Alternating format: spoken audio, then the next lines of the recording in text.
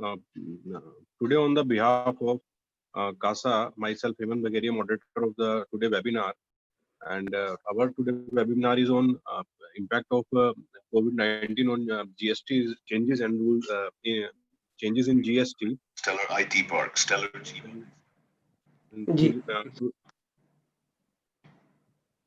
Sundar, it is audible?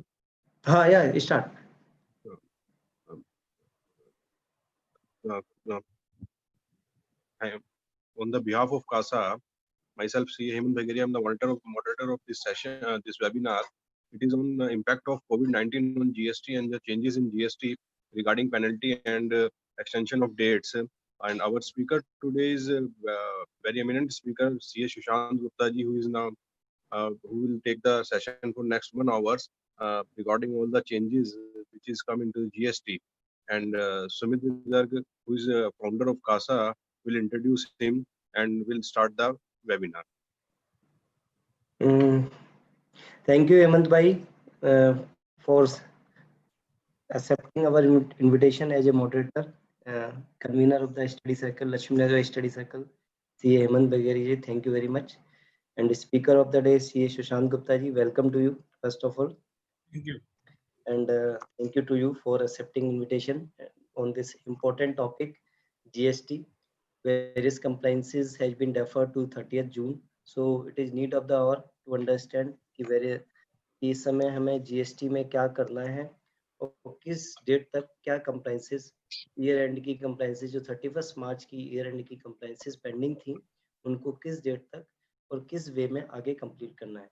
तो friends आप सभी लोगों का नमस्कार, सभी लोगों को welcome once again in this daily webinar series by Kasa. Before hand over to Sushant ji, first of all, let me introduce him. C. Sushant Gupta ji is a partner and principal consultant GST in the firm of SARG and Company, and recently he has been appointed as a special invitee member of the Indirect Tax Committee of ICI for the year 2021, and he is also faculty in the certificate course, post qualification certificate course of ICI, and he has delivered more than 300 seminars in various forums.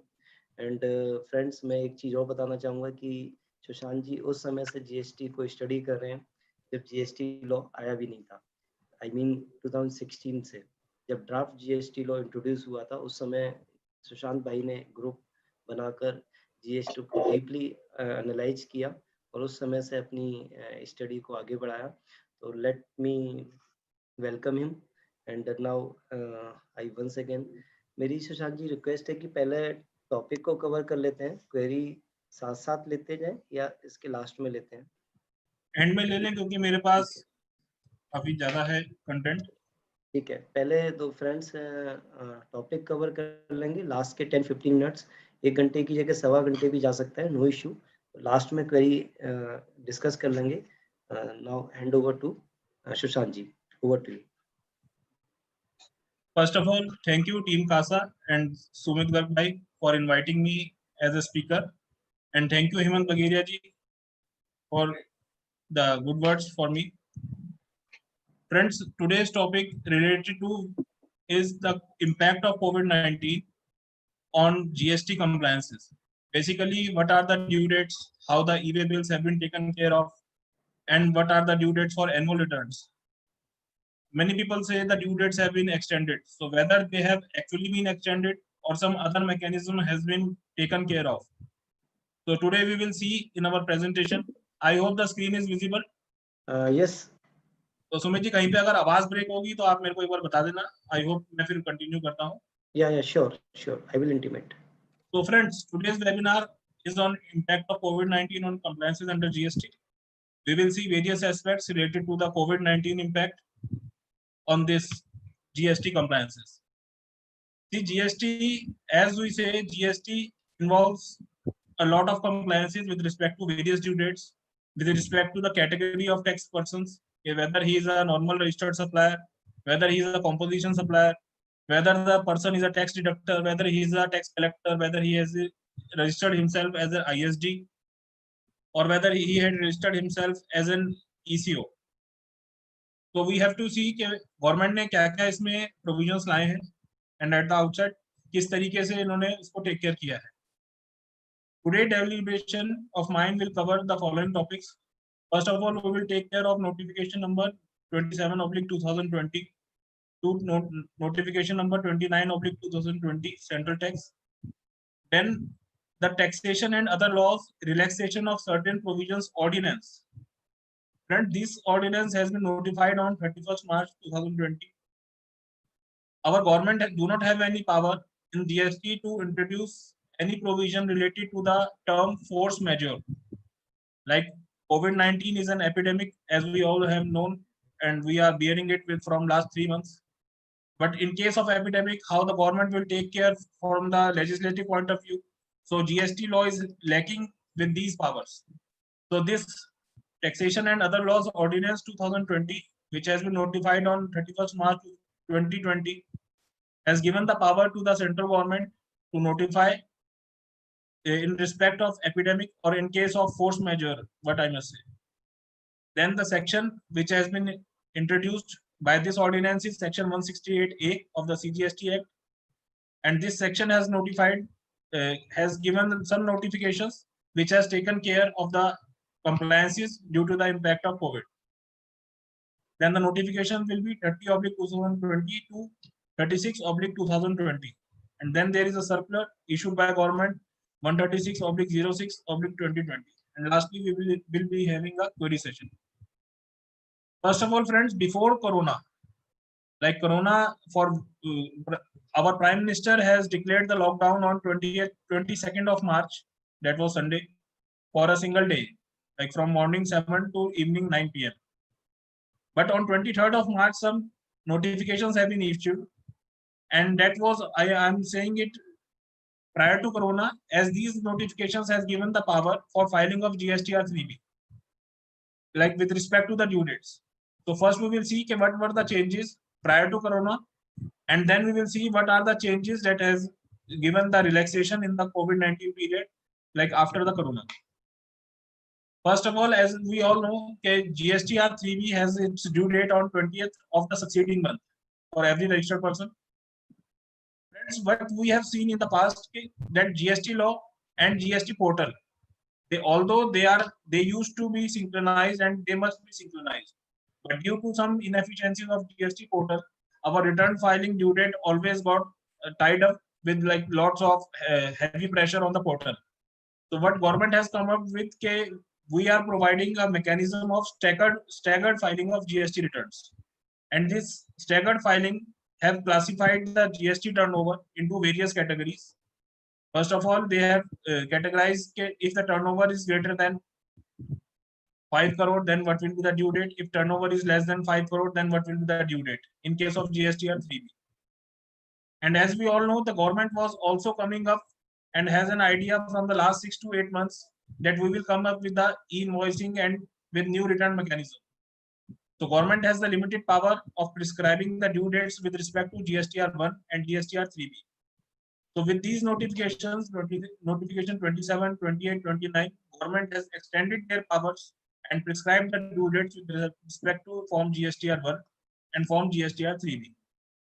So to start with, first 27/2020, this is the notification which seeks to prescribe the due date for furnishing of GSTR 1 for the quarter April to June shall be 31st July 2020, and July to September shall be 31st October 2020. These are for the registered person having aggregate turnover up to 1.5 crore. Friends, as we all know, if the turnover is up to 1.5 crore, there is a quarterly filing of GSTR 1.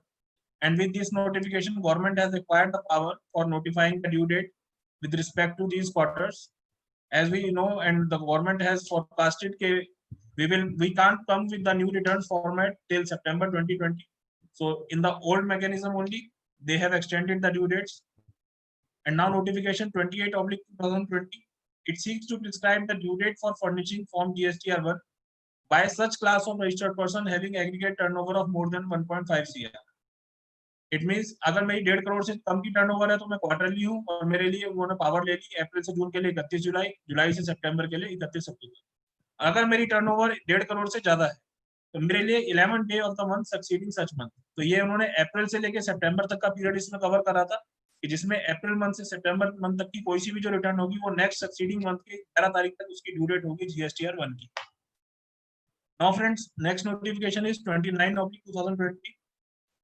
It seeks to prescribe return in form GSTR 3B of CGST rules with due dates of furnishing the said form for April to September 2020. इसके अंदर friends एक बहुत बड़ा change लाया government ने। इसमें इन्होंने क्या कराया कि क्योंकि पोर्टल हैवी हो जाता था, लास्ट डेट पे हम लोग देखते थे कि रिटर्न फाइल नहीं हो रही, तो इन्होंने रिटर्न फाइलिंग को स्टैगर्ड मैनर में कर दिया था। स्टैगर्ड मैनर में क्या कि जो बड़े असेसी हैं उनको बोला कि आप पहले फाइल कर दो, छोटे असेसी हैं उनसे कहा कि आप बाद में फाइल कर दो। अब जो मैंने बोला कि बड़े असेसी हैं, छोटे असेसी हैं, तो इसके लिए इन्होंने क्राइटेरिया लगाया कि turnover having 5 crore, 5 crore is the benchmark, and in the GSTR 3B for the taxpayers having aggregate turnover of more than 5 crore, जिनकी टर्नओवर 5 करोड़ से ज्यादा है, and they shall be required to file return electronically by 20th of next month. Means Reliance company है, अगर हम example लेते हैं उसके लिए, और उसको अपनी 3B फाइल करनी है अप्रैल से लेकर सितंबर की, तो उसके लिए जो ड्यू डेट होगी as the turnover is more than 5 crore, it will be 20th of the next month. अब उसके बाद जब हम बात कर रहे हैं स्टैगर्ड मैनर की, तो इन्होंने एक कैटेगरी और बनाई, पहले बता दिया 5 करोड़ से ज्यादा वाले हैं तो आपके लिए तारीख है 20 तारीख अगले महीने की, और अगर if we are having the aggregate turnover up to 5 crore, now up to 5 crore में they have classified the states, इसको मैं बोलता हूं कि स्टेट्स ब्लॉक 1 और स्टेट्स ब्लॉक 2। इन्होंने कुछ स्टेट्स बता दी जिसके ऊपर ये कहा कि आपकी अगर 5 करोड़ से टर्नओवर कम है और आप इन रेलेवेंट स्टेट्स में हैं, तो आपकी ड्यू डेट है 22nd of next month। इसके अंदर दिल्ली नहीं आता, इसमें आता है Chhattisgarh, Madhya Pradesh, Gujarat, Maharashtra, Karnataka, Goa, Kerala, Tamil Nadu, Telangana, Andhra Pradesh, duty of Daman and Diu and Dadra Nagar Haveli, Puducherry, Andaman and Nicobar island और लक्षद्वीप। सिमिलरली अगर मेरी टर्नओवर 5 करोड़ से कम है और मैं इन स्टेट्स में नहीं हूँ पर दूसरी स्टेट्स में हूँ, वो कौन सी स्टेट्स हैं, तो मेरे लिए तारीख है 24 तारीख of next month, 24th of next month। और वो स्टेट्स की एक बार रीड आउट कर देते हैं, हिमाचल प्रदेश, पंजाब, उत्तराखंड, हरियाणा, राजस्थान, उत्तर प्रदेश, बिहार, सिक्किम, अरुणाचल प्रदेश, नागालैंड, मणिपुर, मिजोरम, त्रिपुरा, मेघालय, आसाम, वेस्ट बंगाल, झारखंड और Orissa, union territory of Jammu and Kashmir, Ladakh, Chandigarh और दिल्ली। फ्रेंड्स, एक चीज जो आप लोग भी फील कर रहे होंगे, मैं भी फील कर रहा हूँ, earlier when the GST was introduced we used to say one nation one tax, कोई प्रॉब्लम नहीं होगी, एक ही तरह का टैक्स होगा। बट आज हम देख रहे हैं कि रजिस्ट्रेशन के लिए तो हमें देखना पड़ता है लिमिट्स को भी, कहीं जगह 40 लाख की है, कहीं 20 लाख की है, कहीं सर्विस के लिए अलग है, गुड्स के लिए अलग है। अब रिटर्न फाइलिंग के लिए भी हमें देखना है कि हमारी टर्नओवर क्या है, 5 करोड़ से ज्यादा है तो 20 तारीख अगले महीने की, 5 करोड़ तक है तो ये देखना है कि मैं कौन सी स्टेट में हूँ। अगर मैं स्टेट्स ग्रुप 1 में हूँ तो मेरे लिए 22 तारीख, अगर मैं स्टेट ग्रुप 2 में हूँ तो मेरे लिए due date will be 24th of the next month. Friends, these were the scenario prior to corona. Why I am saying prior to corona, क्योंकि 23rd of March को ये नोटिफिकेशन इशू हुई थी, और जो लॉकडाउन का पीरियड था वो उसके बाद इशू हुआ था 25 या 26 को। इस पे कोविड का कोई असर नहीं था। These were the normal due dates under the GST. Now as the corona has impacted the country and the world, the government need to have any mechanism for giving any relief in the compliances of GST. See, why I am saying this कि government के पास कोई mechanism नहीं था GST में, जैसे कि मैंने starting में बताया कि वो इस तरह की सिचुएशन को टेक केयर कर पाए। और जब हम बात करते हैं बिजनेसेस की, तो बिजनेस को रन करते हैं तो lot of compliances are there, compliances हैं तो lot of tax payments are there also. तो गवर्नमेंट क्या करेगी, क्या रिटर्न फाइलिंग को डिले करेगी, क्या वो कंप्लायंसेस को डिले करेगी? अगर वो कंप्लायंसेस डिले करती है तो whether the businessman is comfortable with that.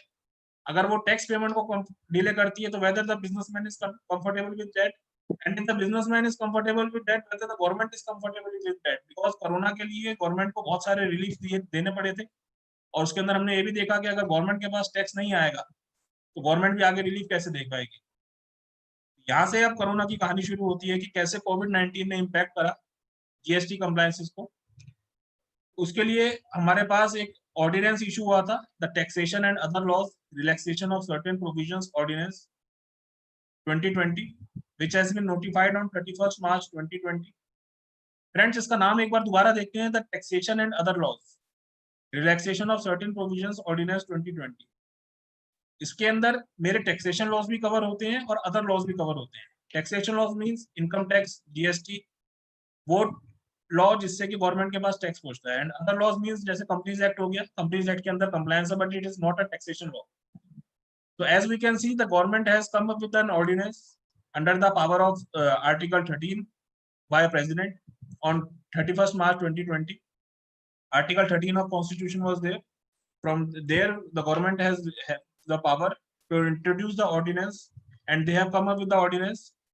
As my discussion is limited to the GST only, so I have taken the relevant extract from the taxation and other law ordinance only with respect to GST. Now, in the ordinance, the GST provisions have been introduced, and there was one section which has been introduced by this ordinance, and the section was section 168A, power of central government to extend time limit in special circumstances. Friends, ये सब हम जानते हैं कि corona is a special circumstance, कोई normal चीज नहीं थी, और कोरोना जिस तरीके से इम्पैक्ट कर रहा है, तो हम चाह रहे हैं कि जल्दी से जल्दी सब चीज ठीक हो। तो पावर ऑफ सेंट्रल गवर्नमेंट पहले जीएसटी एक्ट में नहीं थी, इन्होंने इस ऑर्डिनेंस से अपनी पावर ली, और इस पावर के अंदर हम देखते हैं कि आगे क्या क्या आता है। Now 168A subsection 1, notwithstanding anything contained in this act, that is CGST Act, the government may, on the recommendation of the GST Council, by notification, extend the time limit specified in, prescribed, or notified under this act in respect of actions which cannot be completed or complied with due to force majeure. Friends, इसमें कुछ highlighted words हैं जो आप देख पा रहे होंगे, specified in, prescribed, notified and force majeure. Force majeure क्या है, अभी नेक्स्ट स्लाइड पे हम देखेंगे। फोर्स मेजर वैसे है an exceptional circumstance like corona. And now अब ये सबसेक्शन 1 क्या बोलता है कि notwithstanding anything contained in this act, the government ने बाय नोटिफिकेशन, नोटिफिकेशन से ही करेगी एक्शन जो भी करेगी, बट यहाँ से उनको पावर मिल गई नोटिफिकेशन इशू करने की। They can extend the time limit specified in the act or prescribed in the rules or notified in some other notification under this act in respect of actions which cannot be completed. Actions can be which is on the from the revenue authority side, and actions can be from the registered person side, like we are the supplier who are registered under the GST. So from assessee point of view also, and from the department point of view also, this section 168 has A has given the powers to the government that they can come up with the notification. And this is subsection 2. It says the power to issue notification under section 168A1 shall include the power to give retrospective effect to such notification from a date not earlier than the date of the commencement of this act.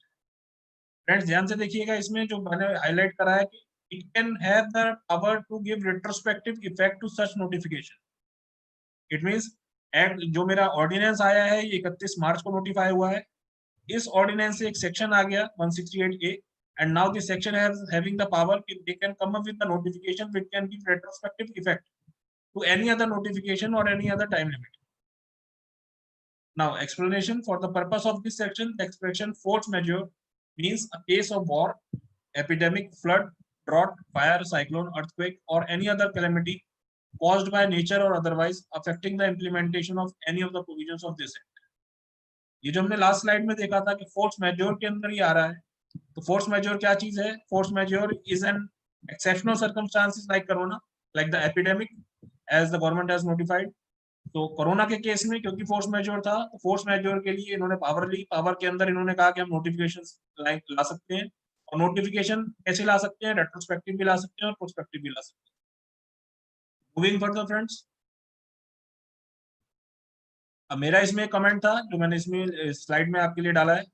In exercise of the powers conferred by 168A, this is the section which has been come by the ordinance, government has issued various notifications by 30/2020 to 36/2020 central tax on 3rd April, and all these notifications are giving retrospective effect from 20th March 2020.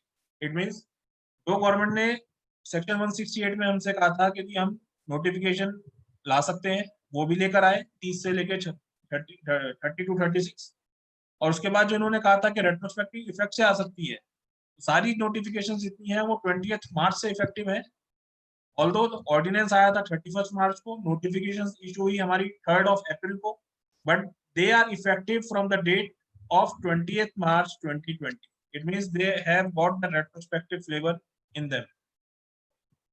Now, moving further, changes and extensions in due dates oblique timelines due to COVID-19. Friends, एक बड़ा interesting topic है और सुमित जी से भी मेरी भी जो मैंने कुछ क्वेश्चन मांगे थे कि आपके पास कुछ हो तो आप बताइएगा। तो इन्होंने कहा कि सर ये कंफ्यूजन चल रही है कि ड्यू डेट्स बड़ी है या टाइमलाइंस बड़ी है, इंटरेस्ट माफ हुआ है, लेट फीस माफ हुआ है, ये एक थोड़ा सा कंफ्यूजन है। तो पहले फ्रेंड्स मैं एक चर्चा करना चाहूंगा आपके साथ कि what are the due dates और ड्यू डेट्स के साथ में इम्पैक्ट क्या है। अगर मेरी ड्यू डेट बढ़ती है तो उसका क्या इम्पैक्ट है, अगर मेरी ड्यू डेट नहीं बढ़ती है तो क्या इम्पैक्ट है। जब मैं कहता हूं कि मेरी ड्यू डेट है 20 मार्च, एग्जांपल लेते हैं कि फरवरी मंथ की 3 देनी थी, मैंने फाइल करनी थी और उसकी ड्यू डेट थी 20 मार्च, और अब मैं कहता हूं कि ये ड्यू डेट मेरी हो गई 26 मार्च। तो जब ड्यू डेट ही मेरी 20 मार्च से 26 मार्च हो गई, it means the payment of tax has also been extended, और उस केस में इंटरेस्ट और लेट फीस का कोई क्वेश्चन ही नहीं आएगा क्योंकि मेरी एक्चुअल ड्यू डेट ही बढ़ गई है आगे। ठीक है जी।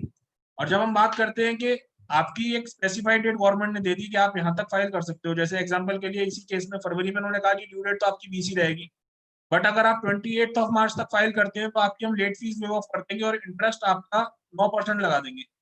इट मीन्स इन्होंने क्या करा, ड्यू डेट तो एक्सटेंड नहीं करी, बट अगर मैं ड्यू डेट से लेट जाता तो मेरे पे क्या क्या इम्पैक्ट करता, मुझ पर इंटरेस्ट लगता, मुझ पर लेट फीस लगती। तो उन्होंने कहा कि लेट फीस हम आपकी माफ कर देंगे और इंटरेस्ट हाफ कर देंगे। So friend, these kind of powers, like these kind of treatment has been given in this corona times, क्योंकि गवर्नमेंट को टैक्स भी चाहिए था तो उन्होंने ड्यू डेट्स नहीं बढ़ाई हैं, उन्होंने कुछ स्पेसिफाइड डेट्स इसमें मेंशन करी है फॉर सर्टेन कैटेगरी, और कई जगह ड्यू डेट्स भी बढ़ाई हैं, वो हम अभी समझते हैं कि कहाँ ड्यू डेट्स बढ़ी है या कहाँ पे रिलैक्सेशन मिली है from the interest and late fees. ये जो नोटिफिकेशन इशू हुई हैं 30/2020 to 36/2020 by this ordinance and this 168A, उसका एक समरी देखते हैं, इसको डिटेल में फिर हम आगे लेते हैं। First is 30/2020, it seeks to amend CGST rules in order to allow opting composition scheme for financial year 2021 till 30th June 2020 and to allow cumulative application of condition in rule 36(4). इसमें friends क्या करा है इन्होंने कि जो हमारी, अगर मैं फाइनेंशियल ईयर 19-20 में हूँ नॉर्मल सप्लायर और फाइनेंशियल ईयर 20-21 में मैं कॉम्पोजिशन ऑप्ट करना चाहता हूँ, ऐसे केस के अंदर 31 March 2020 is the last day to file with government GST के एक हमारे को इंटीमेशन देनी होती है CMP 02, जो मुझे 31 मार्च 2020 तक देनी थी अगर मैं 1 अप्रैल से अगले 1 अप्रैल से 2021 में कॉम्पोजिशन में जाना चाहता हूँ, क्योंकि 20 मार्च से लेके इन्होंने अभी कोरोना को पकड़ लिया था, बाद में लॉकडाउन हो गया, तो गवर्नमेंट ने ये कहा कि अगर आप ऐसी कोई देना चाहते हैं इंटीमेशन तो इसके लिए हम आपकी टाइम लिमिट बढ़ा रहे हैं, तो उन्होंने यहाँ पे इसकी टाइम लिमिट बढ़ाई है। सेकंड चीज, एक चीज होती है कि जैसे मैं नॉर्मल सप्लायर हूँ और अब मैं कॉम्पोजिशन में आ रहा हूँ, इसके अंदर एज पर सेक्शन 18 हमारे को क्या करना होता है कि आपका जो भी स्टॉक पड़ा होता है उस डेट पे, last day on which you are registered as a normal supplier, उसका आपको ITC रिवर्सल करना होता है एज पर रूल 44। उसके लिए भी आपको एक GST ITC 03 फाइल करना होता है। बेसिकली आप नॉर्मल सप्लायर से जब कॉम्पोजिशन में आएंगे तो आपको 2 कंप्लायंस करने होते हैं, और दोनों कंप्लायंस की जो ड्यू डेट थी वो इन्होंने बढ़ा दी है इस नोटिफिकेशन से। सेकेंडली, एक हमारा रूल 36(4) है जो बहुत चर्चा में रहता है कि अगर मेरे 2A के अंदर जितने क्रेडिट्स आ रहे हैं उसका +10% ही मेरी एक लिमिट है जो कि मैं करंट मंथ में अपनी एज क्रेडिट ले सकता हूँ। गवर्नमेंट ने क्या करा कि क्योंकि लॉकडाउन हो गया था तो इन्होंने कहा कि आप फरवरी, मार्च, अप्रैल, मई, जून, जुलाई, अगस्त इन सब के लिए रूल 36(4) की कैलकुलेशन ना करिए, पर जो सितंबर मंथ होगा आपका, सितंबर 2020, उस मंथ में फरवरी से लेके सितंबर तक की आप क्यूमुलेटिव कैलकुलेशन कर लीजिएगा, और जो क्यूमुलेटिव कैलकुलेशन होगी उसके बेस पे हम आपको क्रेडिट अलाउ कर देंगे। जो इन्होंने मंथली कंप्लायंस करवाना था वो इन्होंने कह दिया कि आप एक ब्लॉक पकड़ लो फरवरी से लेके सितंबर तक का, आप अभी प्रोविजनल बेसिस पे लेते रहें और सितंबर तक में उसको फाइनल आप सेटलमेंट करके अपने क्रेडिट्स को क्लासिफाई कर दें। Next notification is 31/2020. It has seeks to provide relief by conditional lowering of interest rate for tax period of February to April 2020. Friends जैसा भी मैंने आपसे बात करी कि कई जगह ड्यू डेट्स बढ़ी हैं और कई जगह रिलैक्सेशन आई है। तो जहाँ पे ड्यू डेट ही एक्सटेंड हो गई है तो वहाँ पे इंटरेस्ट और लेट फी की तो बात आएगी नहीं, क्योंकि इंटरेस्ट और लेट फी अपने आप ही खत्म हो गया जहाँ पे मेरी ड्यू डेट बढ़ गई।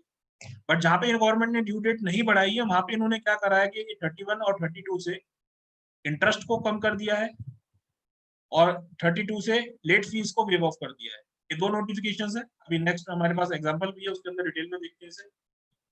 Then next notification is 33/2020। अब जब GSTR 3B के अंदर वो वेवर दे रहे हैं, ड्यू डेट बढ़ा रहे हैं, तो ऐसी GSTR 1 को भी टेक केयर करना था। गवर्नमेंट ने कहा कि आपकी GSTR 1 की भी हम ड्यू डेट बढ़ाएंगे, और कई जगह जब ड्यू डेट नहीं बढ़ सकती तो वहां पे उन्होंने कहा कि हम वेवर ऑफ लेट फी दे देंगे, क्योंकि GSTR 1 से टैक्स तो आता नहीं है। दिस इज द स्टेटमेंट, और आप लोग सब मेरे साथ एग्री करेंगे, GSTR 1 is not a return, it is a statement of outward supplies which is filed under section 37। तो जो की स्टेटमेंट है, तो स्टेटमेंट कभी भी हमें टैक्स पे नहीं कर रही, स्टेटमेंट सिर्फ एक डिस्क्लोजर दे रही है जिससे हमारा क्रेडिट मूव कर रहा है। तो उस केस के अंदर में टैक्स की तो बात आती नहीं, तो इंटरेस्ट का क्वेश्चन भी नहीं आता।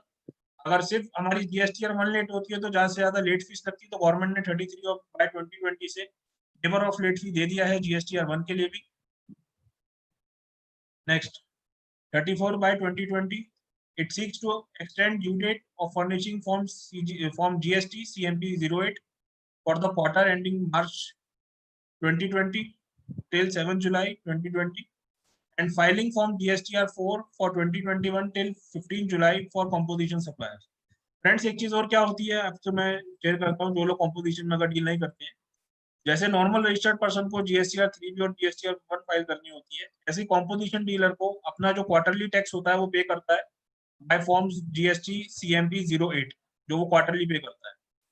क्वार्टरली जो उसको पे करना होता है तो अगले मंथ की वो 18 को तक करता है। जैसे ये जो पीरियड था तो उसे जो क्वार्टर एंडिंग फोर्थ क्वार्टर था मेरा, उसके लिए उसको 18 अप्रैल वाज द ड्यू डेट। और सिमिलरली जो उसको पूरे एक साल की रिटर्न आती है, एनुअल रिटर्न नहीं है ये, this is an return for the composition supplier GSTR 4 which has the cycle of 12 months, मतलब 12 महीने में वो एक ही रिटर्न जाएगी। तो मैं उस सेंस में एनुअल रिटर्न कह रहा हूँ इसे। उसकी जो ड्यू डेट थी वो थी 30 अप्रैल 2020 फॉर द ईयर 1920।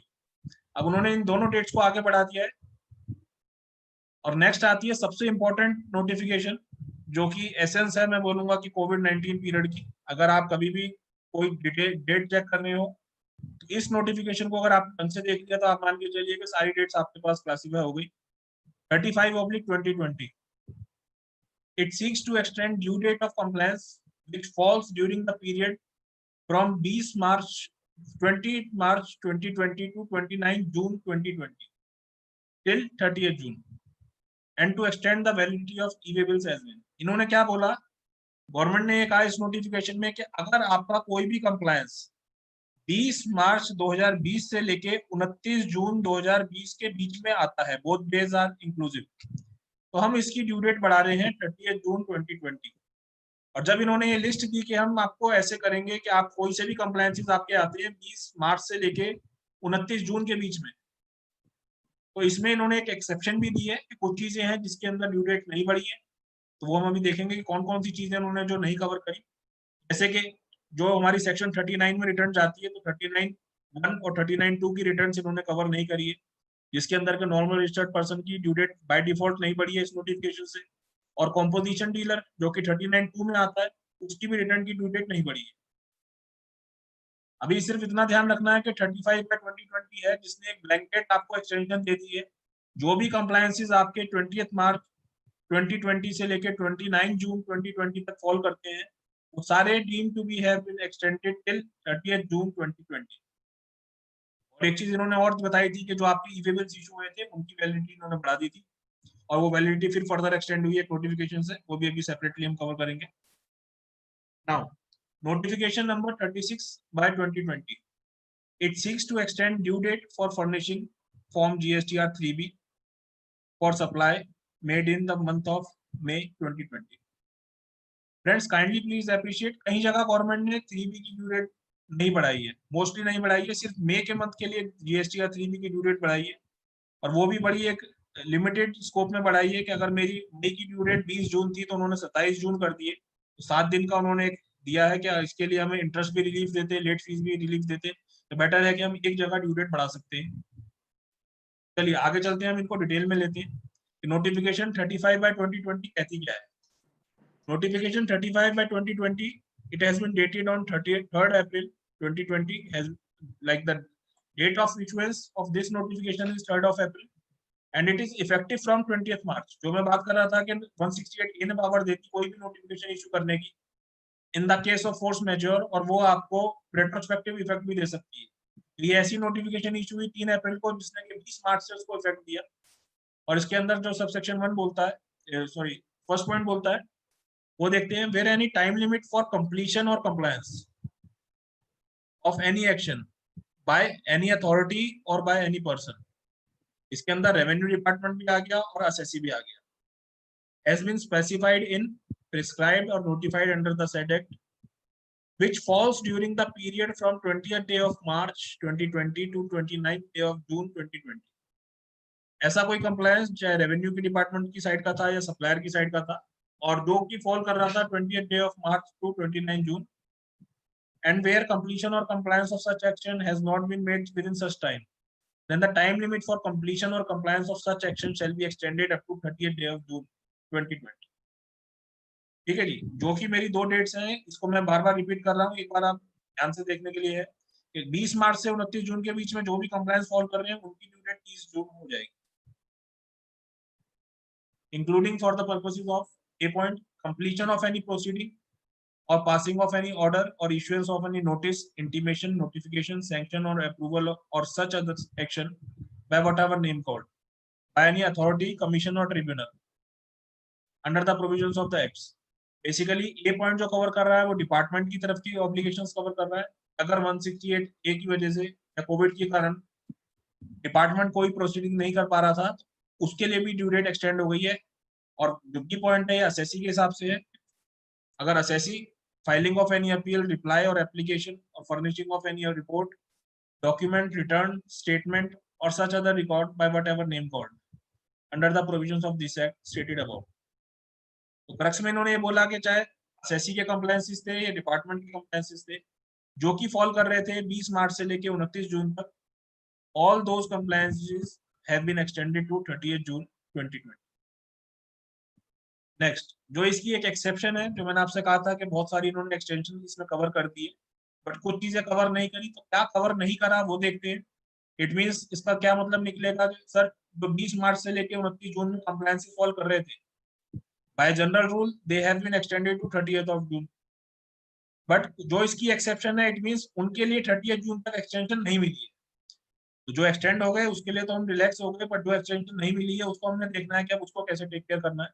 अब उसे देखते हैं कि कौन कौन सी चीजें इन्होंने नोटिफिकेशन 35/2020 में कवर नहीं करी। Now but such extension of time shall not be applicable for the compliances of the provisions of the said act as mentioned below. A chapter 4 होता है हमारा time and value of supply. B, इस पे कोई relaxation नहीं है। Time of supply पे अगर आपकी जब टैक्सेबिलिटी बनती थी वो डेबिट ट्रिगर होगी।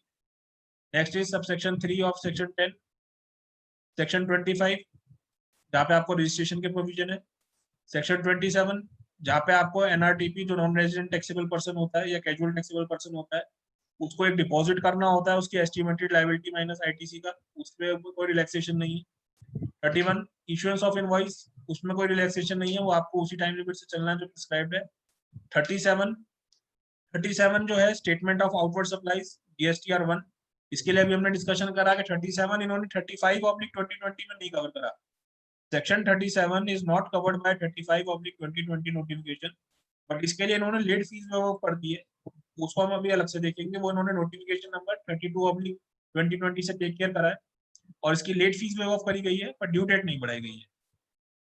Now 47 is a late fee provision, late fee भी आपके एज इट इज लगेगी, और ढांचा गवर्नमेंट ने रिलैक्सेशन देनी थी वहां पे इन्होंने अदर से एक लेट फीस का भी इसमें आपको नोटिफिकेशन दी है 32/2020, और वो वाली सिचुएशन एक सेपरेट नोटिफिकेशन से टेक केयर की है। Now section 50 is a section for interest leviability. Section 50 इन्होंने इस नोटिफिकेशन से बाहर करा, इट मींस के इंटरेस्ट नॉर्मल केसेस में लगेगा, ढान नहीं लगना होगा तो उसके लिए एक सेपरेट नोटिफिकेशन दी है इन्होंने 31/2020, वो वहां से इन्होंने टेक केयर किया है। Next is section 69 e-way bill related, 90 power to arrest और कोई अदर ऑफेंसेस हैं ये आपकी वो वाली सिचुएशंस है जो बी पॉइंट में आती है। Now C point covers section 39। Section 39 हमारा रिटर्न का सेक्शन है। इन्होंने ये कहा कि सारी ड्यू डेट्स बढ़ जाएंगी जो 20 मार्च से 29 जून में फॉल करेंगी, बट नहीं बढ़ेगी तो सेक्शन 39 की जो ड्यू डेट है। अब सेक्शन 39 में भी इन्होंने कहा except sub section 3, 4 and 5। It means जो सेक्शन 39 में ड्यू डेट नहीं बढ़ेगी वो सबसेक्शन 3, 4 और 5 की तो बढ़ जाएगी, बट सबसेक्शन 1 और 2 में जो आती है रिटर्न उनकी ड्यू डेट नहीं बढ़ेगी। मींस नॉर्मल रजिस्टर्ड सप्लायर जो है उसकी लिए ड्यू डेट नहीं बढ़ी, कॉम्पोजिशन डीलर जो सबसेक्शन 2 में आता है उसके लिए नहीं बढ़ी। ये जो बोलता है एक्सेप्ट सबसेक्शन 3, 4, 5 तो बड़ी किसकी? ये बड़ी आपकी टीसीएस कलेक्टर की, टीडीएस डिडक्टर की, आपके आईएसडी की ड्यू डेट बढ़ी, और आपके एनआरटीपी की, नॉन रेजिडेंट टैक्सेबल पर्सन, जो कि सबसेक्शन 5 में कवर होता है। ये 3 केसेस वो हैं और इन तीनों की ड्यू डेट बढ़ गई है। इसके लिए मैंने लास्ट में एक समरी चार्ट दिया है, उससे आपको क्लियर हो जाएगा। तो अभी देखते हैं कि 39(1) और 39(2) के लिए ड्यू डेट नहीं बढ़ी है। 39(1) में आता है नॉर्मल रजिस्टर्ड सप्लायर एंड 39(2) के अंदर आता है कॉम्पोजिशन डीलर। सेक्शन 68 की ड्यू डेट नहीं बढ़ी है, जहां पे ई-वे बिल्स इशू होने थे। और जो ये ए से लेके डी तक के जितने सेक्शंस इन्होंने दिए हैं उसके अंदर किसी भी रूल्स में कोई भी प्रोविजन है उसकी कोई ड्यू डेट नहीं बढ़ी है। समराइज करते हैं, अंडर नॉर्मल सर्कमस्टांसेस 35/2020 में जनरल रूल इज 20 मार्च से लेके 29 जून तक जो कंप्लायंसेस थे उनकी डेट बढ़ गई 30 जून तक, बट कुछ कंप्लायंसेस की डेट नहीं बढ़ी।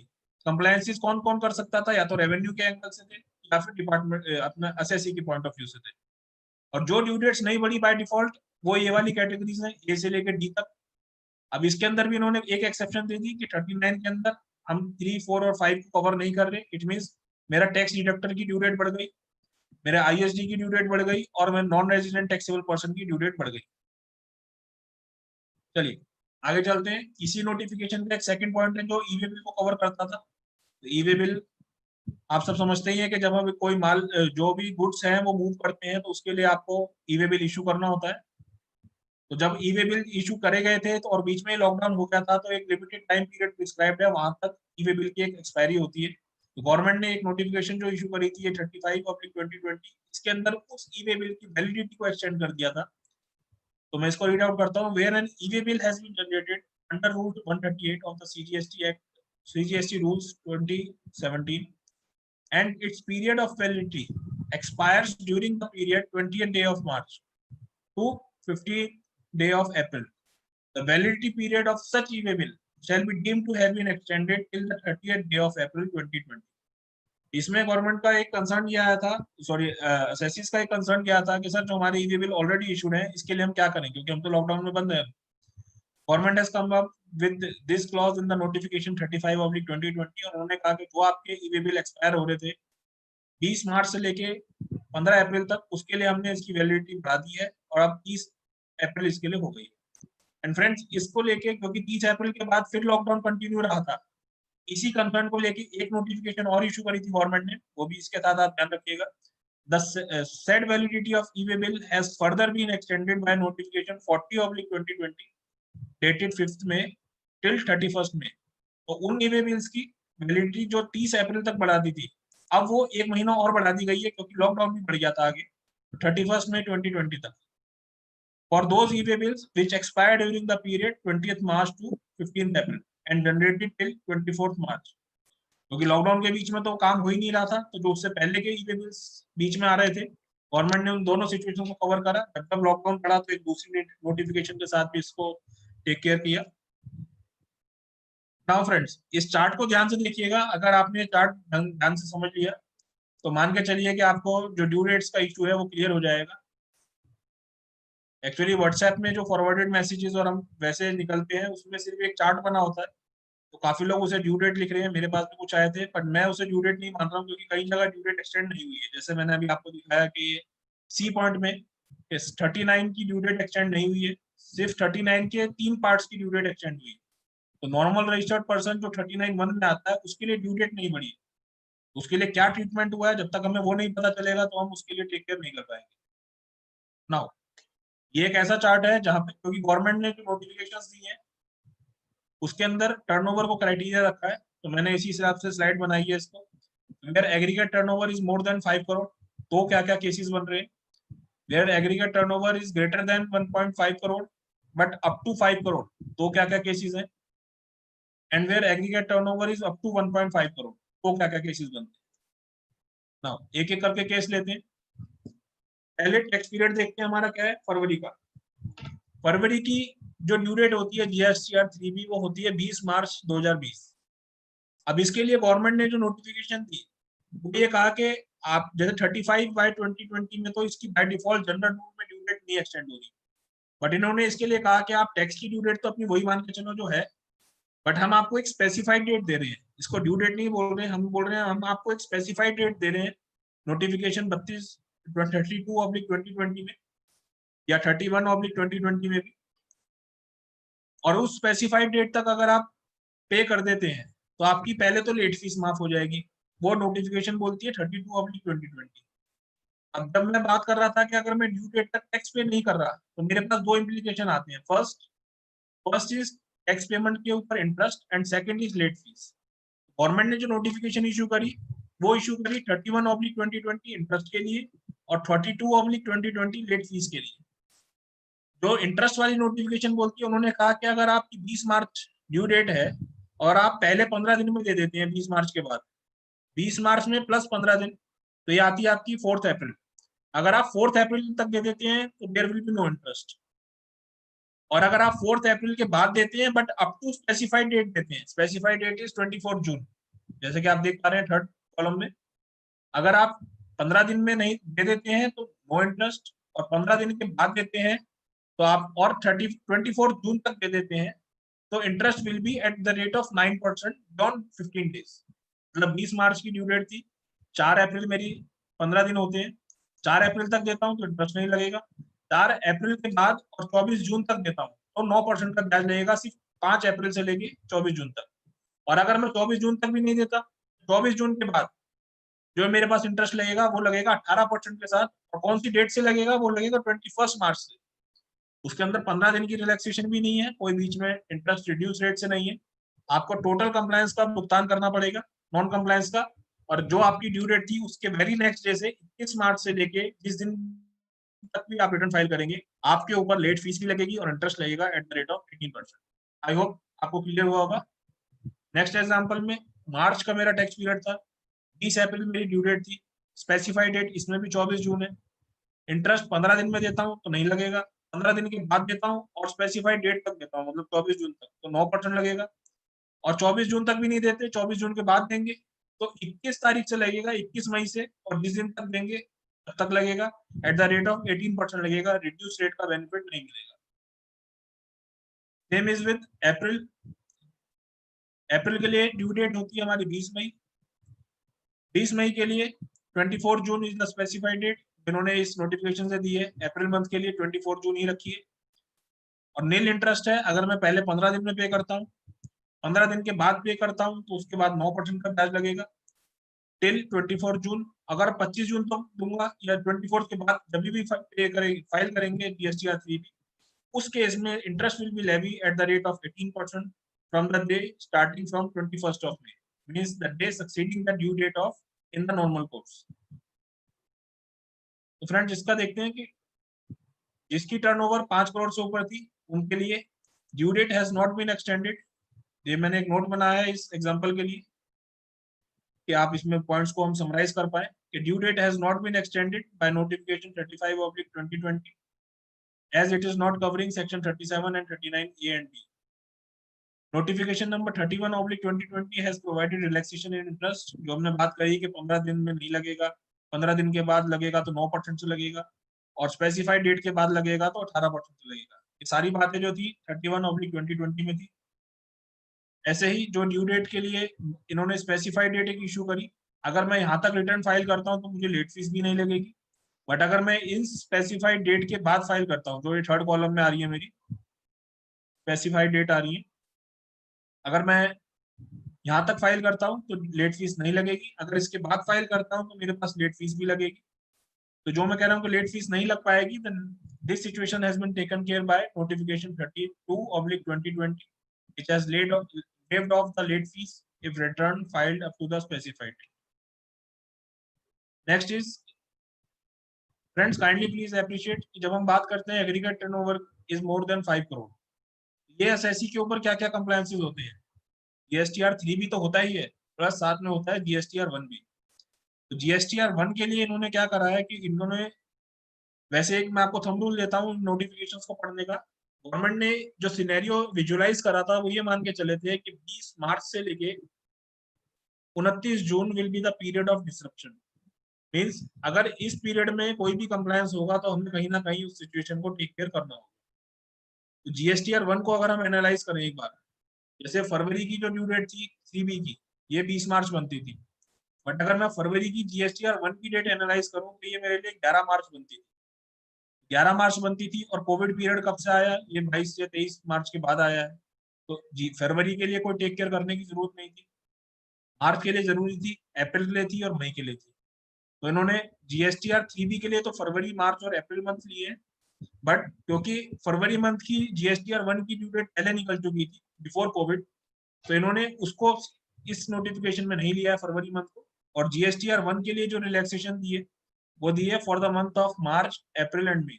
लास्ट पॉइंट देख रहा हूं मैं नोट 1 में, फोर्थ बॉक्स जो है last, notification number 33/2020 has waived of late fees for filing of GSTR 1 if it is filed by 30th June for the month of March, April and May। फरवरी यहाँ क्यों नहीं हुआ? क्योंकि आपको मैंने रीजन बता दिया कि फरवरी का जो ड्यू डेट का फरवरी की जो जीएसटीआर 1 की ड्यू डेट थी and date was 11th of March और वो बिफोर कोविड थी, तो उसके लिए जरूरत भी नहीं थी।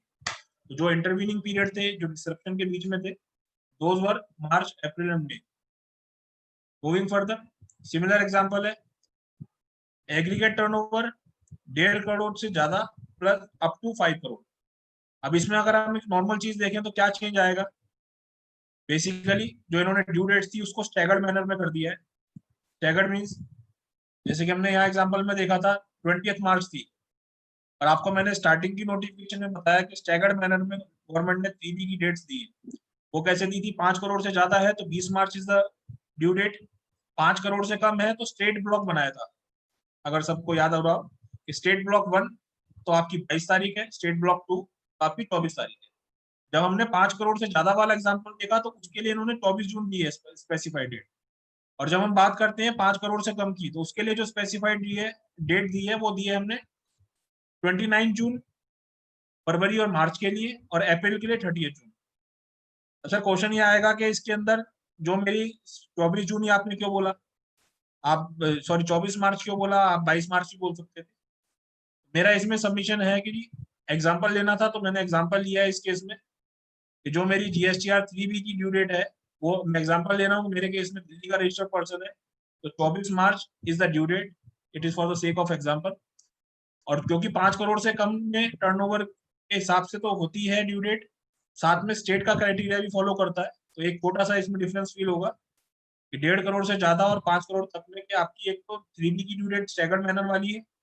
सेकंड चीज, आपके ऊपर जो जीएसटीआर 1 का कंप्लायंस है वो मंथली कंप्लायंस है, क्योंकि जब मैं अभी नेक्स्ट एग्जांपल में जाऊंगा वहां 1.5 करोड़ से भी कम की टर्नओवर हो जाएगी, तो वहां पे क्या होगा? जीएसटीआर 1 क्वार्टरली हो जाएगा और मेरा 3B स्टैगर्ड मैनर वाला चलेगा। तो इसकी 3 कैटेगरी हो गई। अगर मेरी टर्नओवर 5 करोड़ से ज्यादा है तो 3B 20 तारीख है ड्यू डेट और जीएसटीआर 1 मंथली है। अगर मेरी टर्नओवर 1.5 करोड़ से ज्यादा है और 5 करोड़ तक है तो मेरे लिए स्टेट देखना जरूरी है कि मैं कौन सी स्टेट में हूँ, और अगर मैं दिल्ली में हूँ तो मेरे लिए 24 तारीख इज द ड्यू डेट, और जो जीएसटीआर 1 है वो मंथली। और अगर मैं आता हूँ कि मेरी 1.5 करोड़ तक में मेरी टर्नओवर है तो उसके लिए जीएसटीआर 1 मेरा क्वार्टरली रहेगा और GSTR 3B monthly with respect to the state. State कौन सी है? अभी स्टार्ट को समझते हैं। टैक्स पीरियड मेरा फरवरी था, जीएसटीआर 3B की ड्यू डेट थी 24 मार्च 2020। स्पेसिफाइड डेट जो नोटिफिकेशन ने दी वो दी इन्होंने 29 जून 29 जून for the month of February and March. 29 June same है, फरवरी के लिए भी स्पेसिफाइड डेट है, मार्च के लिए भी।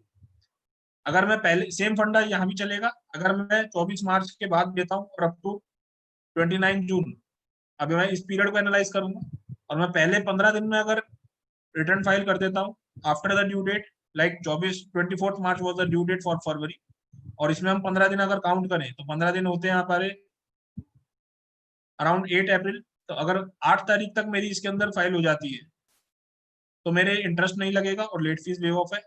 और अगर 8 तारीख के बाद फाइल होती है but up to specified date file हो जाती है। उस केस के अंदर क्या होगा, इंटरेस्ट मेरा यहाँ पे इन्होंने वेव ऑफ कर दिया है।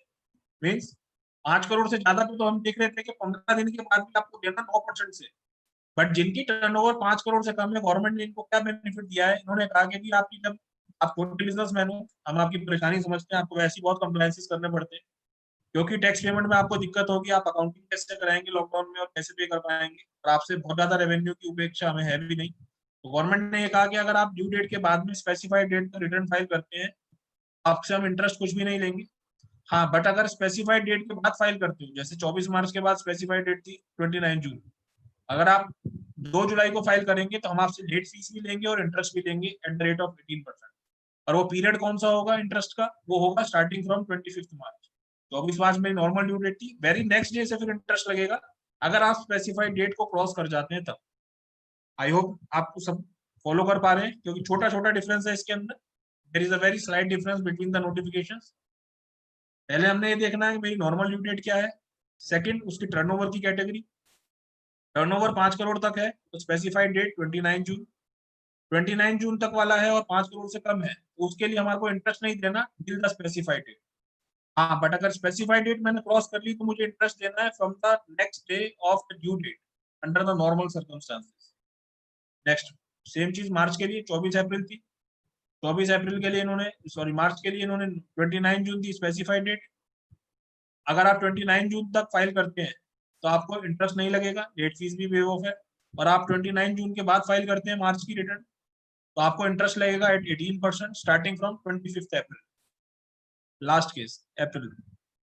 एक आपको याद होगी जब मैंने प्रेजेंटेशन शुरू करी थी तो स्टार्टिंग में बताया था कि जीएसटी पोर्टल की कुछ अपनी समस्याएं हैं कि वो पोर्टल या साइट हैंग हो जाती है जब हम कई बार रिटर्न फाइल करते हैं लास्ट डेट्स पे। तो गवर्नमेंट ने एक्सटेंशंस के अंदर भी या जो स्पेसिफाइड डेट भी मेंशन करी है उसके अंदर भी इसको स्टैगर्ड मैनर में लिया है छोटे एसएससीज के लिए।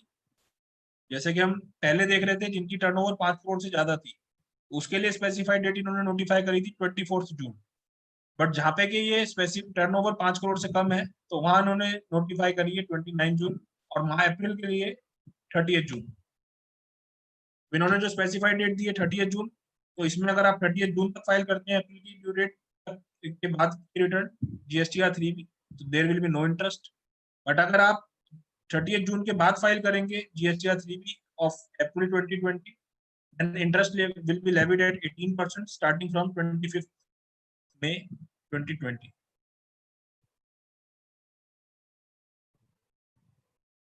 चलिए फ्रेंड्स थोड़ा फास्ट चलते हैं, टाइम का भी देखना है। नोट 2 सिमिलरली इसमें भी एक समरी है कि its due date has not been extended by 35/2020, so 31/2020 has provided relaxation in interest, 32/2020 has waived off the late fees। और जब मैंने बात करी थी आपसे कि इसकी जीएसटीआर 1 क्या होगी, तो जीएसटीआर 1 के लिए इन्होंने लेट फीस वेव ऑफ करी है बाय 33/2020। Now this is the third case and last case with respect to normal registered supplier. अब मेरी टर्नओवर अगर 1.5 करोड़ तक है तो नॉर्मल कंप्लायंसेस क्या होते हैं, जीएसटीआर 3 भी फाइल होती है। डेट के हिसाब से मैं देखूंगा 24 मार्च और मेरी जीएसटीआर 1 जाएगी, पर जीएसटीआर 1 जाएगी क्वार्टरली। अब जीएसटीआर 1 की हम एक्सटेंशन की बात करेंगे तो अब उन्होंने क्वार्टरली रिलीव किया है। इसके लिए स्पेसिफाइड डेट इन्होंने 3 दी है क्योंकि स्टैगर्ड मैनर में थे तो 1.5 करोड़ के लिए और स्टैगर्ड मैनर में चले गए। Specified date is for February 30 June, for March 3 July, for April 6 July. अगर मैं इन डेट्स तक जो स्पेसिफाइड डेट है यहाँ तक रिटर्न फाइल कर देता हूँ तो there will be no interest. और अगर मैं 30 जून को क्रॉस करता हूँ या 3 जुलाई को क्रॉस करता हूँ या 6 जुलाई को क्रॉस करता हूँ with respect to relevant period, उसके बाद interest will be levied at 18% with late fees and starting from the very next day of the normal due date for the relevant month. Similar provisions, normal due date नहीं बढ़ी है, interest की relaxation दे दी गई है, wave of कर दिया late fees. ये एक पॉइंट है लास्ट वाला 4th बॉक्स में। नाउ जहाँ पे हम कह रहे थे कि मंथली एक्सटेंड करी है उन्होंने जीएसटीआर 1 की ड्यू डेट, अब इन्होंने क्वार्टर की डेट एक्सटेंड करी है। It will be filed by 30 जून। ठीक है जी, क्योंकि 4th क्वार्टर जो फाइल करना था हमने कब तक करना था, 30 अप्रैल तक करना था। 30 अप्रैल तक हो नहीं पाता क्योंकि बिकॉज ऑफ कोरोना, तो इन्होंने अब इसकी ड्यू डेट कर दी है 30 जून। ये ध्यान रखें 30 जून नोट 35/2020 वाली ड्यू डेट से मैच कर रही है, but it is not by 35/2020। It is through 33 of by 2020। ये हमें ध्यान देखना है कि कौन सी नोटिफिकेशन से आया है। अब फ्रेंड्स एक चीज और कहते हैं, जब हम बात कर रहे थे ऑर्डिनेंस की, दिस नोटिफिकेशन 35 बाय 2020 की, तो इसमें एक था कि सारी चीजों की डेट एक्सटेंड होगी बट इन चीजों की नहीं होगी, एबीसीडी की। अब जब हम सी पॉइंट पे आए थे तो हमने देखा था कि सेक्शन 39 की ड्यू डेट नहीं एक्सटेंड होगी एक्सेप्ट सबसेक्शन 3, 4 एंड 5। तो 3, 4 और 5 के लिए मैंने आपसे कहा था कि एक सेपरेट मैंने अभी चार्ट बनाया है जिसके अंदर मेरा टीडीएस, डिडक्टर, आईएसडी और एनआरटीपी तीनों कवर होंगे। तो अब इसी का चार्ट देखते हैं कि हमारे क्या उसमें बेनिफिट दिया है, क्योंकि नोटिफिकेशन ने बोला कि हम कुछ एक्सेप्शन देंगे, उनकी ड्यू डेट नहीं होगी, बट जिसको एक्सेप्शन से भी एक्सक्लूड कर दिया इट मींस कि उसके लिए ड्यू डेट नॉर्मल एक्सटेंड हो गई। इसमें मेरा आता है टीडीएस डिडक्टर 39(3) में, इसके लिए ड्यू डेट एक्सटेंड हो गई by 35 by 2020। ISD and NRTP, non resident taxable person, और एक रिटर्न और जाती है ई कॉमर्स की, although it is not under 39 but section 52 है, क्योंकि इसकी कोई स्पेसिफिक एक्सक्लूजन नहीं थी। तो मेरा एक मानना है कि चार्ट में हम इसको भी बता दें जिससे कि जो नॉर्मल रिटर्न है उसका एक पीरियड क्लियर हो जाए कि ई कॉमर्स की जो स्टेटमेंट जाती है उसकी भी ड्यू डेट अब बढ़ गई है बाय डिफॉल्ट। कौन से ब्रैकेट से बढ़ी है? जो आपकी फॉल कर रही थी 20 मार्च से लेके 29 जून तक, जो जो ड्यू डेट फॉल करेगी वो बाय डिफॉल्ट ऑफ 30 जून हो गई इन 4 कैटेगरीज। फॉर्म इसका है GSTR 7, normal frequency 10th of subsequent month होती है, इसके लिए मार्च, अप्रैल और मई की डेट एक्सटेंड करी हुई है। और आईएसडी के लिए, आईएसडी टैक्स पेमेंट तो करता नहीं है, दिस फाइल्स कर रिटर्न फाइल करता है क्रेडिट के लिए, इसकी जो 13th ऑफ सब्सिक्वेंट मंथ होती है, इसमें मार्च, अप्रैल और मई की ड्यू डेट एक्सटेंड हुई है 30 जून तक। नॉन रेजिडेंट टैक्सेबल पर्सन जो जीएसटीआर 5 फाइल करता है 20th ऑफ सब्सिक्वेंट मंथ, इसके लिए फरवरी, मार्च, अप्रैल और मई एक्सटेंड हुआ। फ्रेंड्स एक चीज मैं आपको ऑब्जर्व कराना चाहूंगा यहाँ पे कि टीडीएस डिडक्टर, आईएसडी और ई कॉमर्स ऑपरेटर, इसके लिए मैंने लिखा है मार्च, अप्रैल और मई की डेट एक्सटेंड हुई है, और एनआरटीपी के लिए लिखा है नॉन रेजिडेंट टैक्सेबल पर्सन के लिए कि फरवरी, मार्च, अप्रैल में। तो ये एक महीना इसमें ज्यादा है फरवरी, ये क्यों है? हमने सिर्फ इसको ऐसे देखने के हिसाब से नहीं देखना, अभी मैंने आपके साथ सारी नोटिफिकेशन डिस्कस करी, तो हमने पहले इसकी ड्यू डेट को देखना है कि ड्यू डेट कौन कौन सी 20 मार्च से लेके 29 जून तक फॉल करती थी। जो ड्यू डेट इस पीरियड में फॉल करती थी उसी की एक्सटेंशन हुई है इसमें बाय डिफॉल्ट। अगर मैं टीडीएस डिडक्टर की बात करूं तो फरवरी के केस में उसकी रिटर्न की ड्यू डेट थी 10th ऑफ मार्च, और हमारा कोरोना कब से आया? सपोज 24 मार्च से आया, जब से लॉकडाउन आया। तो जब 10th ऑफ मार्च कोरोना से पहले की है तो उसकी एक्सटेंशन की रिक्वायरमेंट ही नहीं थी। मार्च, अप्रैल और मई इसके अंदर फॉल करा। सिमिलरली आईएसडी, ये भी 13 मार्च तक हो लिया था, तो फरवरी की इसमें रिक्वायरमेंट नहीं थी। ई कॉमर्स ऑपरेटर, उसके लिए भी 10th ऑफ मार्च थी फरवरी वाली के लिए, उसकी भी रिक्वायरमेंट नहीं थी एक्सटेंशन की। अब एक हमारे पास केस बचता है नॉन रेजिडेंट टैक्सेबल पर्सन, जिसकी की जीएसटीआर 5 हम फाइल करते हैं by 20th of the subsequent month, और ये फरवरी मंथ की फॉल करती थी 20 मार्च को, क्योंकि ये 20 मार्च से लेकर 29 जून वाले ब्रैकेट में फॉल कर गई, इसलिए इसकी एक्सटेंशन हुई 30 जून। लॉजिकली हम देखें तो जो जो इस पीरियड में फॉल करेंगी वो वाली सारी ड्यू डेट इसमें एक्सटेंड हुई। ठीक है जी, अब आगे चलते हैं। एक बस लास्ट है, ऑलमोस्ट टाइम भी हमारा कंप्लीट हो रहा है। Notifications related to composition supplier. आपको याद हो मैंने स्टार्टिंग में जब नोटिफिकेशंस की समरी दिखाई थी, आपको दो नोटिफिकेशन पड़ी थी कि अगर मैं अभी नॉर्मल सप्लायर हूं और मैं कंपोजिशन में जा रहा हूं तो मुझे एक इंटीमेशन देनी होती है CMP 02, और एक मुझे फाइल करना होता है ITC 03। वो क्या होता है कि जो मेरे पास as a normal supplier last day पे स्टॉक पड़ा होता है उसका मुझे ITC का रिवर्सल करना होता है एज पर रूल 44। उस केस के अंदर में मुझे गवर्नमेंट को इंटीमेशन देनी होती है, और जो वो टाइमलाइंस थी वो इस कोविड वाले पीरियड में आ रही थी। अच्छा, एक चीज और है आपको बताने की और आपको ध्यान रखने की, कॉम्पोजिशन सप्लायर्स की जो रिटर्न्स होती हैं ये 39(2) में फॉल करती है। ये 39 में आती हैं और 39(2) में आती है। तो अगर आप याद कर पा रहे हो जो सेक्शन 35 की एक्सेप्शन थी, इसके अंदर कॉम्पोजिशन भी कवर नहीं था। यहाँ पे सिर्फ 3, 4 और 5 के TDS, ECO, ISD और आपका NRTP। कॉम्पोजिशन वाले के लिए भी नॉर्मल ड्यू डेट नहीं बढ़ी थी, उसके लिए इन्होंने सेपरेट नोटिफिकेशन का सहारा लिया, क्योंकि हमने बाय जनरल नोटिफिकेशन एक्सटेंशन नहीं दी थी। अब वो नोटिफिकेशन क्या बोलती है वो देखते हैं। और जो कॉम्पोजिशन के लिए एक तो इन्होंने इंटीमेशन देनी है अगर ये नॉर्मल से कॉम्पोजिशन में आते हैं। सेकंड चीज, जो लोग ऑलरेडी कॉम्पोजिशन में थे 19-20 में, तो उनको 4th क्वार्टर का कंप्लायंस करना था, एक को टैक्स पे करना था 18 तारीख तक, और एक उनको पूरे 19-20 की पूरे 19-20 की रिटर्न फाइल करनी थी, जो कि उनके पूरे 12 मंथ की साइकिल की जाती है। तो एग्जिस्टिंग प्रोविजन जो था कॉम्पोजिशन डीलर का, पहले नोटिफिकेशन 34/2020 देखते, पेमेंट करनी थी इनको Q4 की GST CMP 08 से, जो कि ड्यू होती है 18 अप्रैल। अब इस नोटिफिकेशन ने क्या कह दिया कि फाइनेंशियल ईयर 19-20 की आप 20 जो आपकी Q4 की पेमेंट है, आपकी due date of payment shall be 7 July. आप ये ध्यान रखिए, ड्यू डेट इन्होंने बढ़ाई है। अब यहाँ इंटरेस्ट और लेट फीस की कोई बात नहीं आएगी, क्योंकि ड्यू डेट ही इन्होंने बढ़ा दी है इस नोटिफिकेशन से। ठीक है जी। अब सेकंड चीज है, जो इन्होंने रिटर्न फाइल करनी होती है, रिटर्न कौन सी फाइल करते हैं? GSTR 4, जो 30 अप्रैल तक इन्होंने फाइल करनी होती है। मीन्स जो 19-20 हमारा फाइनेंशियल ईयर था, इसके लिए इन्होंने 30 अप्रैल 20 तक फाइल करनी थी, बट ड्यू टू कोरोना ये कंप्लायंस नहीं हो पाता, इसके लिए इन्होंने ड्यू डेट इसकी बढ़ा दी। एनुअल रिटर्न, ये फॉर्म 9 वाली एनुअल रिटर्न नहीं है, ये GSTR 4 वाली एनुअल रिटर्न है, इसको आप ध्यान में रखिए, शैल बी 15 जुलाई। तो यहाँ पे भी ड्यू डेट बढ़ा दी है, तो ना इसमें इंटरेस्ट की कोई रिक्वायरमेंट आएगी, ना लेट फीस की आएगी। ठीक है जी। मैंने लास्ट में इसमें नोट दिया है ऑथर्स कमेंट में कि notification 35 has not covered this 39(2) and relaxation of late fees, और इसके has been and interest has been taken care by extending the due date. ठीक है जी। नेक्स्ट स्लाइड पे आते हैं। 30/2020 30/2020 हमें क्या बताता है? जो भी मैंने आपसे केस डिस्कस करा था कि अगर मैं पहले नॉर्मल सप्लायर था, अब कॉम्पोजिशन में आता हूँ, तो रूल 3 ऑफ CGST रूल्स मुझ पे एक कंप्लायंस डालता है कि इंटीमेशन ऑफ ऑप्टिंग टू पे under section 10 shall be submitted before commencement of year. Means अगर मैं फाइनेंशियल ईयर 19-20 में कॉम्पोजिशन सप्लायर हूँ और मैं 2021 में कॉम्पोजिशन स्कीम लेना चाहता हूँ और मैं नॉर्मल सप्लायर नहीं रहना चाहता, मुझे लगता है कि मेरी turnover with in the prescribed limit में कम होगी, तो मुझे एक इंटीमेशन फाइल करनी होती है form GST CMP 02 with department advance में। तो उन्होंने कहा कि जी अब आप लॉकडाउन हो गया है तो 31 मार्च तक कैसे दे पाओगे, तो उन्होंने इस प्रोविजो एक इंसर्ट कर दिया रूल 3 के अंदर, जिन्होंने कहा कि आप जो ये इंटीमेशन देते हैं अब आप ये 30 जून तक दे सकते हैं। तो ये आप ध्यान रखिए, इन्होंने कोई ड्यू डेट नहीं बढ़ाई है, ये by notification 30/2020 they have inserted the proviso in rule 3 sub rule 3, if composition scheme to be opted for financial year 2020 intimation shall be submitted up to 30th June 2020।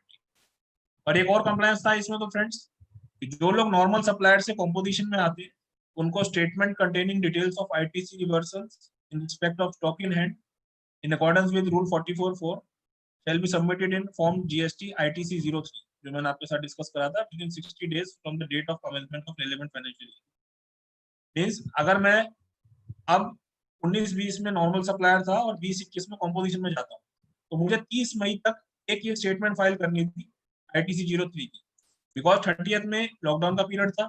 इन्होंने कह दिया जी हम इसके लिए आप स्टेटमेंट को रिलैक्सेशन दे रहे हैं, आप इसे हमें 31 जुलाई तक दे सकते हैं।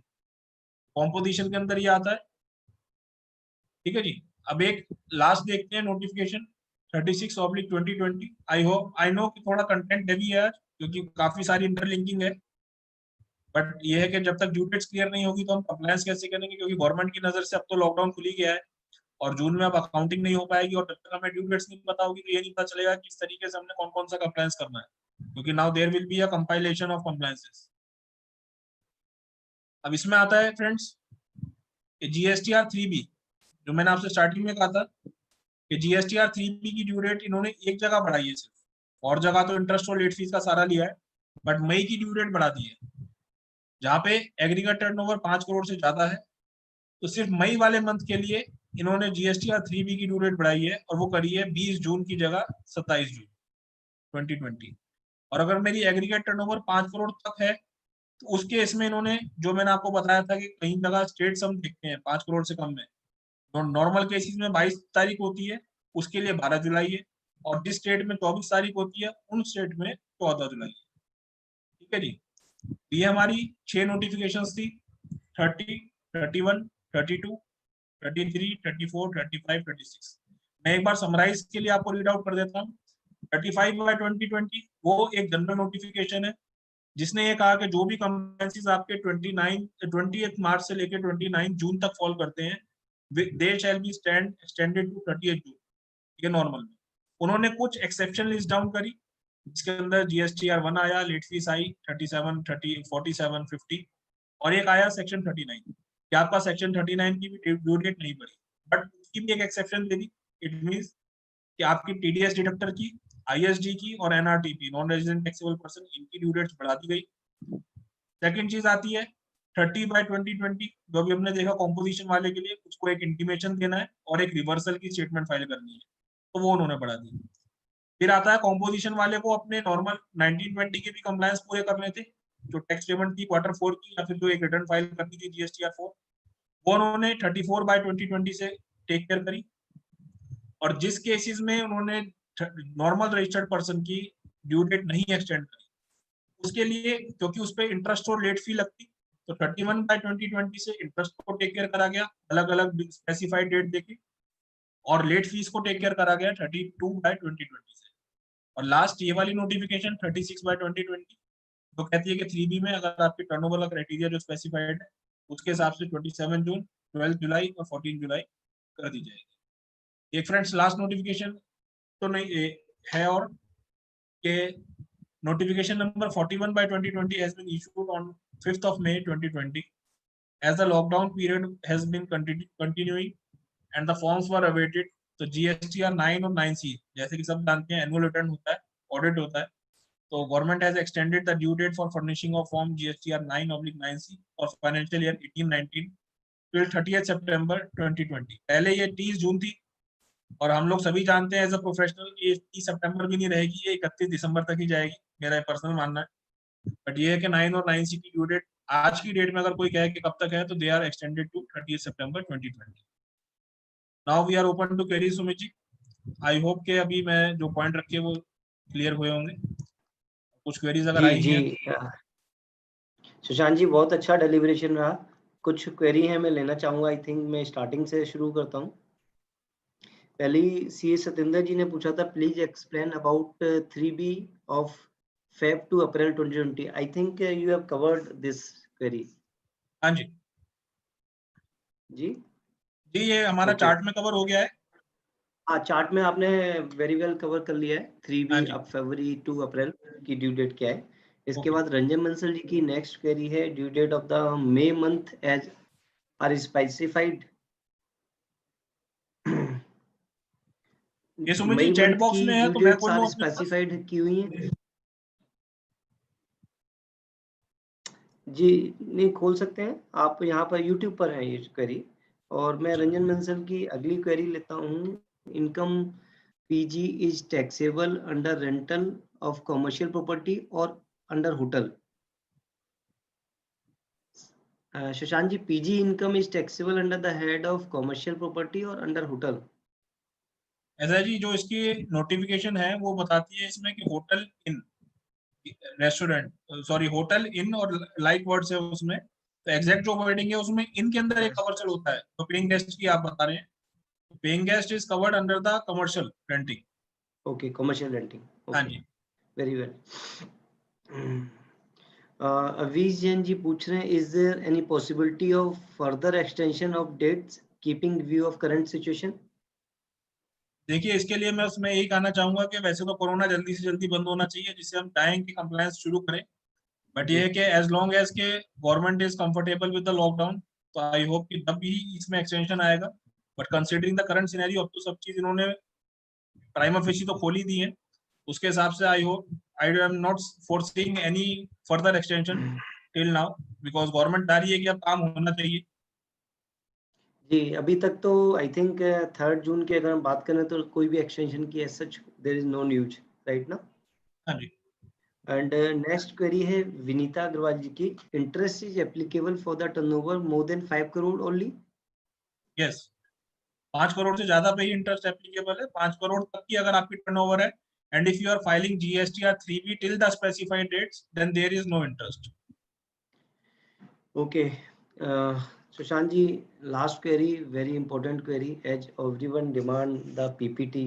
So Vinit ji is asking, can we get the PPT for this seminar? हाँ जी मैं PPT सुमित जी को दे दूंगा या आपके YouTube के ऊपर ही कमेंट जी सेक्शन में जी डाल देंगे, और वरना ये जो रिकॉर्डेड वीडियो है इसके अंदर पूरी PPT है, PPT is not an issue. I will share it with Sumit. Okay, definitely. Thank you very much. He will share PPT to all the viewers.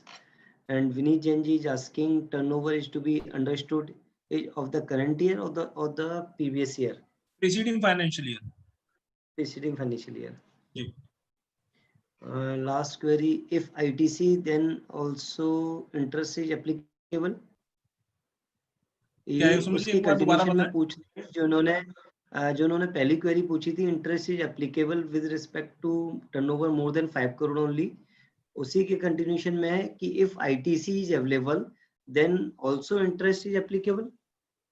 देखिए जो आईटीसी का मुद्दा है ये अभी डिस्प्यूटेड मैटर रहा है कि आईटीसी ग्रॉस पे लगेगा या नेट पे लगेगा, और इसके ऊपर जो पहले गवर्नमेंट की डिस्कशन हो चुकी थी वो नेट पे ही लगेगा, बट जितना डिले होगा वो कैश वाले कंपोनेंट पे तो लगेगा ही लगेगा interest, but will be with the reduce rate. जी, आई थिंक क्वेरी कंप्लीट हो गई है सारी, and thank you Sushant ji for your wonderful deliberation as usual. So with these I would like to close the webinar. I think I want to add, Sumit ji, one thing. Okay, thank you for inviting me for this webinar, and I hope the members who have joined us have got some content from me, so that they can have their value addition. And thank you everyone for joining with us, and thank you Sumit ji for inviting me. Thank you Sushant ji for your wonderful deliberation as usual. Thank you viewers to all. Thank you.